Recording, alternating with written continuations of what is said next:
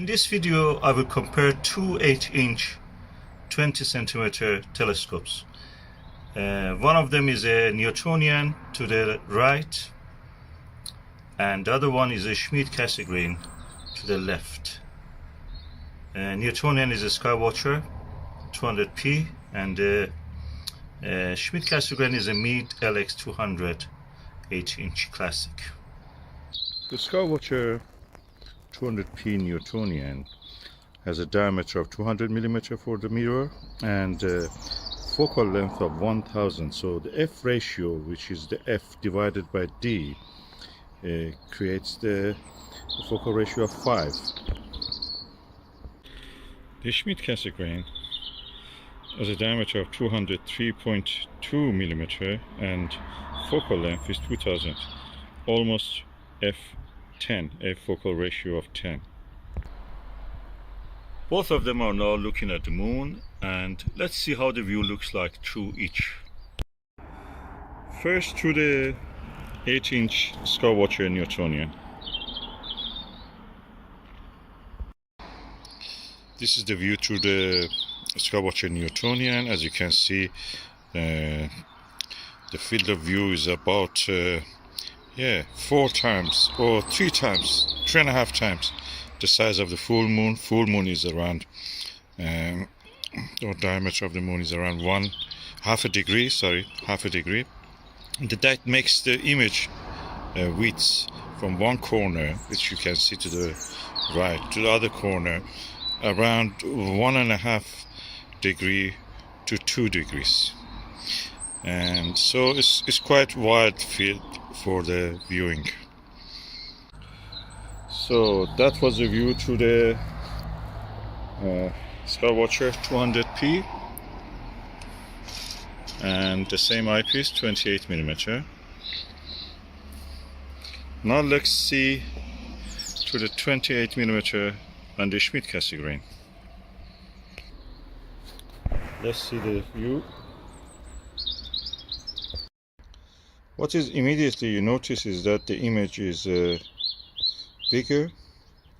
It has a narrower field of view, so finding the object without the use of a finder scope is almost very difficult or impossible probably. Narrow field of view can be a problem, but it's perfect for planetary bodies like the moon and other planets. As you can see more details here.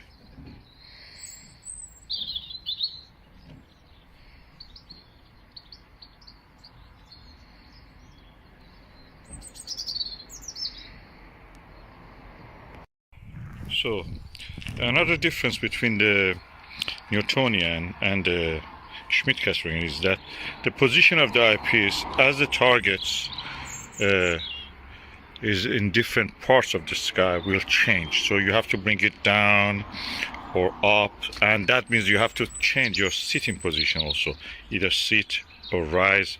So it's not very easy in that sense. It's better to be able to have something which is stationary and stays the same. And that is what we have with the Schmidt-Cassegrain.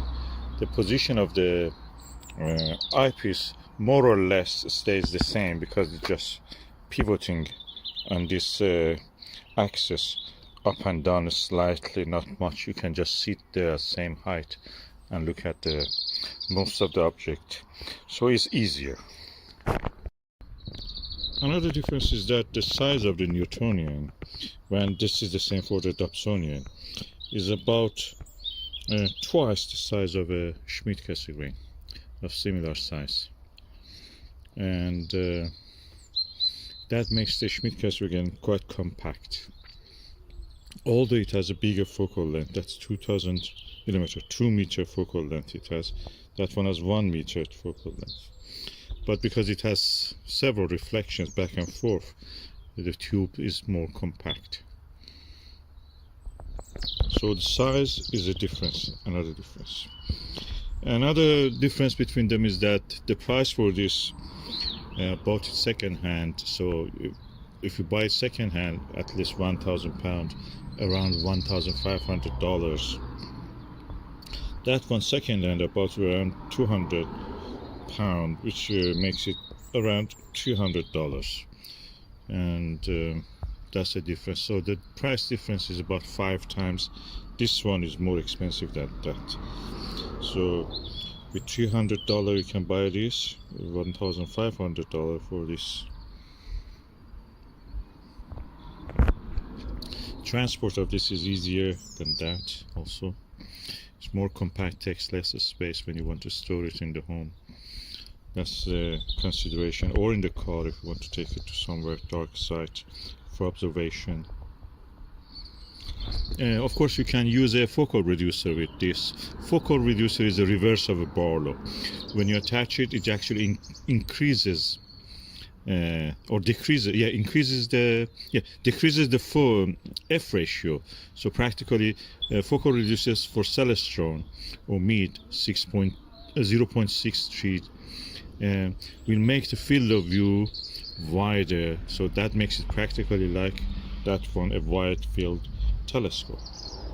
If you use it on this, which is the reverse of a Barlow, practically, instead of magnifying it, just reduces magnification, you will be able to find bigger targets in the sky. Like most of the deep sky objects, you must know that galaxies and the star clusters and everything else are quite huge, although they are so far from us. Compared to Moon and the planets, they're huge. Andromeda Galaxy is in our sky is almost 4 degrees. That makes it 8 times the size of the Moon in our sky. So practically a huge object, even though that's 2 million light years away. So you have all this available with this when you use a focal reducer. Of course, the field of view, again, you need a bigger field of view if you want to use see something the whole width of the Andromeda Galaxy. Binoculars probably do it better. Another consideration for when you want to consider buying this is that one doesn't have any electronics. It's cheaper, it doesn't break. This one has electronics, they easily break or they become obsolete. And in this case, the capacitors of this one, the Clasic Meade LX200 EMC, the capacitors easily burst after a while, so you have to replace them, or just use it as Alt Azimuth without any electronics. So they're prone to being outdated, obsolete, or break down.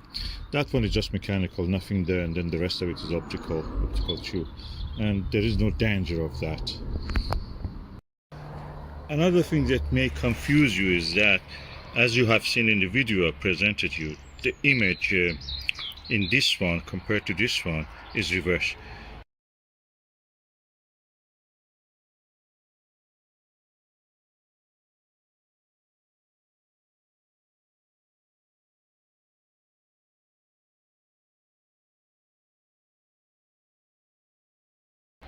This reverses the image compared to the normal viewing. That one even sweeps that image to the mirror part of it. So practically you will see even another image which is not the same as what you can see with your normal eye, and is a reverse. It's very interesting thing when you look at the moon from through these two objects. You have to use different maps for this if you want to be comfortable finding objects and the names of the targets. Okay, one of the things that you can do with both of them is astrophotography. With this one you can do, digiscoping, hold your mobile camera, mobile phone, and take a few seconds or a few minutes, depending on the video or photo, of celestial objects, including planetary objects. With this one you can guide it, so most of the Schmidt-Cassegrain can be guided unless they're broken. So when you can guide the telescope, practically you can take up to 10-15 minutes of the guided astrophotography. Unfortunately, you will have some field rotation because this is moving in alt azimuth. It's moving like this, a little bit like this, a little bit like this, a little bit like this. It's not equatorial that follows in a curve. It has to follow the curve in steps like that. So and this causes field rotation. When you have field rotation, your image at the center looks centered. Around it, objects look appearing as if they've rotated. It's like as if you're looking at the Polaris and the stars around it. But with the video and other things, you can just take short videos and just add them, stack them with the software. You will be able to do that.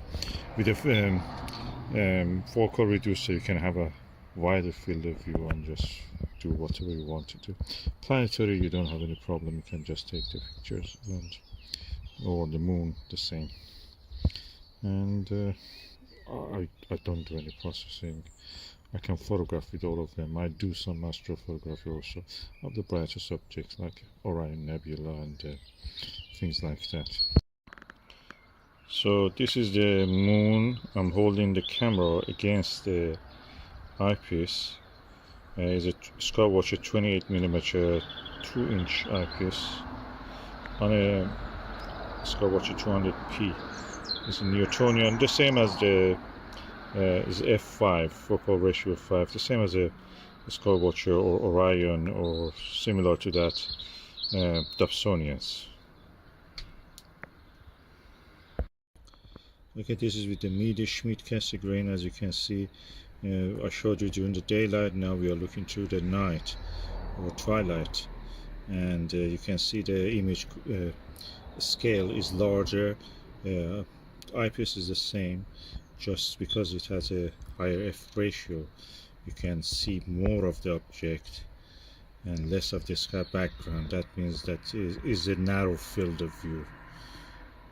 Good for planetary viewing, not very good for deeper sky objects, but you can use a focal reducer, and it's a reverse Barlow, practically makes it suitable for using as a wide field telescope.